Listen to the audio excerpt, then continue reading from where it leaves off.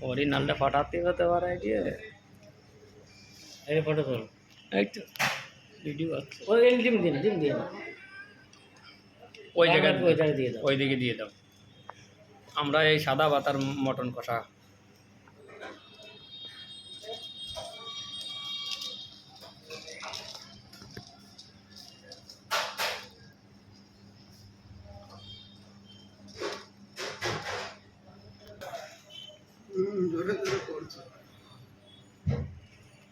আলু আনলিমিটেড বুঝেছিস বাবু